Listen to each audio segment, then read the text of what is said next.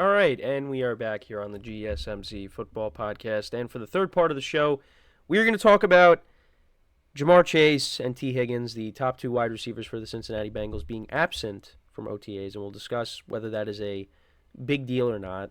And I know Tee Higgins is a player that I've talked about a lot this offseason because he's looking for a new deal. And Ja'Marr Chase, a little further down the line, but he is also seeking a new deal as well. And right now they're both absent from OTAs. Now, I wanted to touch upon what Zac Taylor had to say, and then I'll give you my take on whether I agree with him or not, on if it's a big deal or not that they're not at OTAs. So this is what he said. He said, no, I think that they'll get the work in at the necessary time. And please, we have a high turnout for voluntary workouts. I told the guys I understand that it's voluntary. I appreciate them showing up. The guys that don't are still working hard elsewhere, and they'll be back at the right time. And the beauty is we know those guys, we know what they're about, and that they'll be ready and focused when it's time to come back. And let's see if he had anything else. But, yeah, that's one of his quotes. But he did talk about how, when it comes to impacting the offense, Zac Taylor said that, or believes that the absences will not negatively affect Joe Burrow or the offense's performance when the regular season begins, because they expect those guys to be by Burrow's side when they take the field. And, if both of those guys aren't playing, then that's a big problem. But, yeah, it's not a big deal. It's not. And I think reasonable people will agree with that. But you'll have some that are like, oh, this is horrible. The Bengals are not going to have their top two wide receivers when the season starts. There's definitely going to be people that express concern there. Now, I think when it comes to these two guys specifically, and if there should be concern, I think it's really more so with Tee Higgins. Because, again, I've talked about him a lot. He's been frustrated with this offseason because the Bengals franchise tagged him, and these contract talks have kind of just not gone the way he's hoped. And this could lead to him just holding out and force the Bengals' hand to have to trade him before the season. Now, I'm not saying that that's definitely going to happen, but you never know. He could force his way out before the season starts. Now, I think ultimately what's going to end up happening is he will go to another team and get paid elsewhere. Ja'Marr Chase is the one that's going to get paid, and he's going to be in Cincinnati with Joe Burrow for the foreseeable future. But you can't pay everybody. The Bengals had to let guys go trade away Joe Mixon to save money. They signed Zach Moss, who had a productive year last year with the Colts. They're gearing up to pay at least one of their receivers. They also drafted a receiver. So, yeah, all signs kind of point to at least one of these receivers not being there. And it's most likely going to be Tee Higgins. And when it comes to who should the Bengals keep if you had to pick, probably got to pick Ja'Marr Chase. But Tee Higgins is a really good wide receiver. It's just, when you look at the top 5 receivers, Ja'Marr Chase is in that conversation. Tee Higgins is not. But that's no disrespect to Tee Higgins. Tee Higgins, like I said, very talented wide receiver. But Ja'Marr Chase is another level above him. We could do a comparison of the two. But Ja'Marr Chase, he's been injured before. Tee Higgins has dealt with injuries as well. I think more so than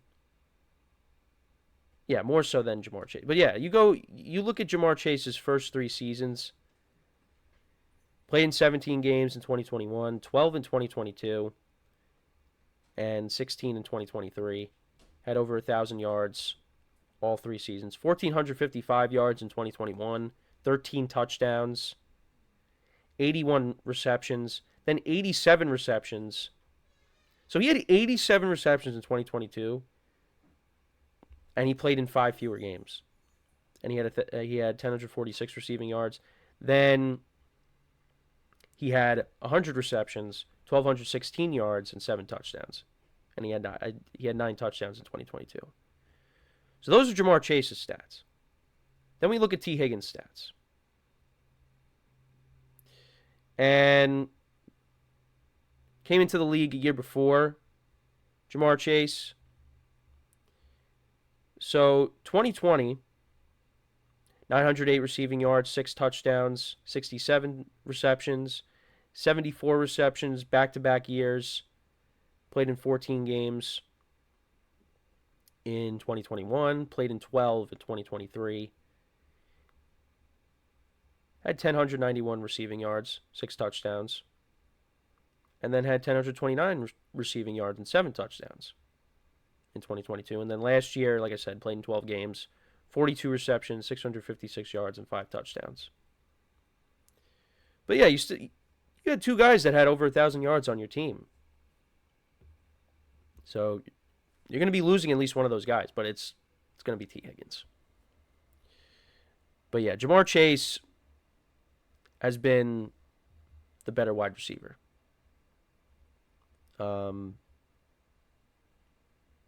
Not significantly, but yeah, they're gonna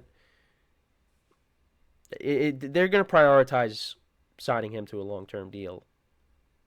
I mean, maybe I'm wrong. Maybe out of nowhere, the Bengals, they give Tee Higgins a massive contract extension, and then they give Chase a big contract, and they're able to keep both of them. But I don't know. The way it is, it just seems like he's going to get paid elsewhere, and Ja'Marr Chase is going to get that mega deal. Because the other thing, too, is you don't want your team to be top-heavy. You know, you want to be able to address other needs elsewhere on your team and not just have, not most of your funds going to your top 2 wide receivers. But that's what makes this year very important for the Bengals, because if Tee Higgins does play this year for the Bengals, this is kind of like their last shot with him and Ja'Marr Chase together. Because and the other thing too is, I know I said they traded Joe Mixon, they let Tyler Boyd walk. So, yeah, this could be it.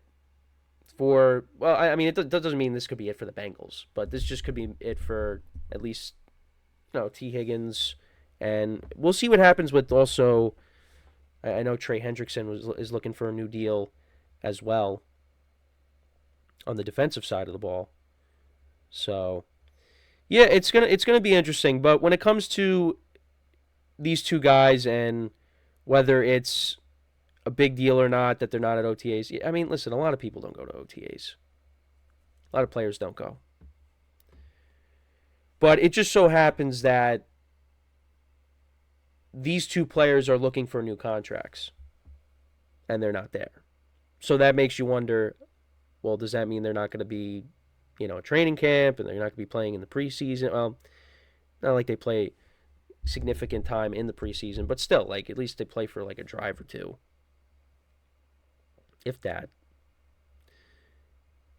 And then if that leaks into the if it starts leaking into the regular season, then we know it's a problem. But we got ways to go before that. So it's not a big deal, and Zac Taylor's downplaying it, so I think he's also because he doesn't want to, send out a panic to the fan base.